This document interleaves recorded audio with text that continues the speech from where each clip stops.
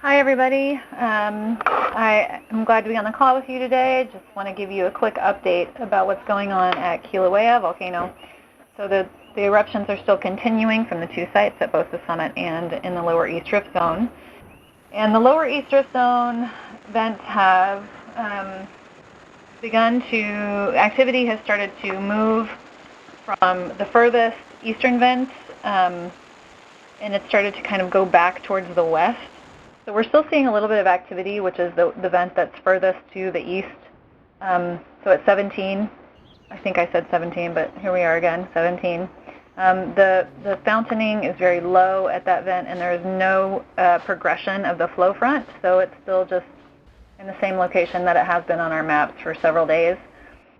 Moving a little bit to the west, 22 is active, 19 is active, 6, and then 5 or 13 in that area, and 23. So overnight and into the morning, we're seeing just a really long line of low fountains occurring from these fissures.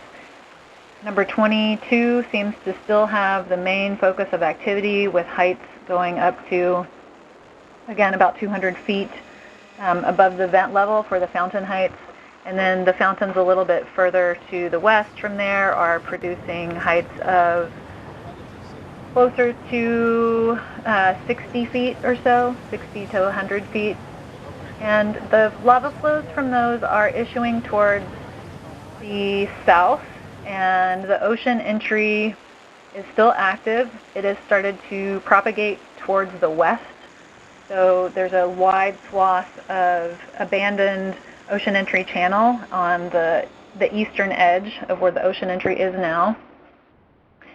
There are the area to the north of the active fissure line is relatively blocked by there's spatter ramparts. So it's like walls of lava that get built up as the fountains are bubbling out and shooting up the spatter, and the spatter's landing on this wall. So it's creating a kind of a blockade from lava moving to the north in the areas, at least through the 2019-6 fissure area.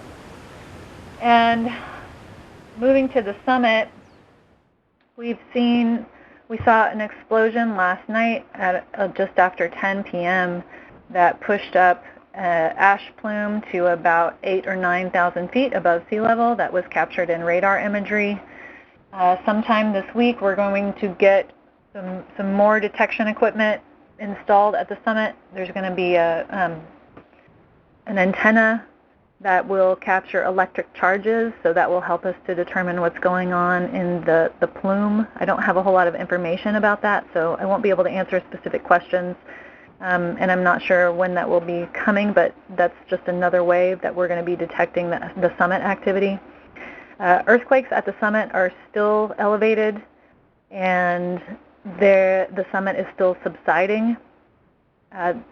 There are explosive events that push up the plume at least 2 times a day, and people will be experiencing ash fall downwind. There are smaller explosive events that are also occurring intermixed in between there, and they are still producing ash, so there's just kind of it's not a continuous outpouring of ash, but there's just pulses of more vigorous ash and less vigorous ash that's coming out of the summit.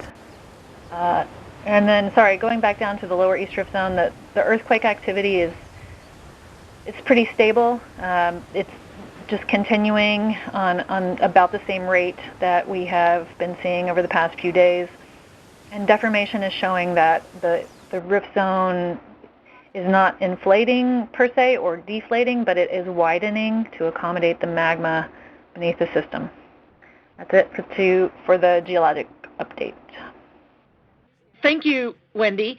Yesterday you spoke briefly about the methane explosions, and since then we've gotten quite a few emails from reporters asking about methane explosions and about the blue flames that we posted on our Facebook page.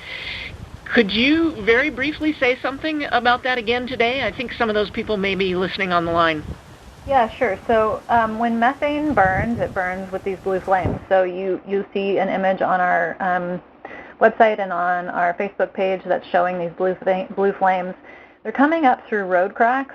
So what's going on is that when lava interacts with a vegetated ground surface, it's going to burn the ground surface, burn the vegetation, and that causes methane gas to form. The methane gas will flow through the ground, through cracks that are already existing, and will come up wherever there is a place for them to come up. So in the instance of the images on our website, they're coming up through cracks in the road. People have seen them, these blue flames in vegetated areas that are several feet away from the fronts of the lava flows, and they're definitely something to be aware of, because if the methane gets trapped underground and it's ignited, then it can cause a very large explosion, which will throw blocks several meters away from the location from the explosion site.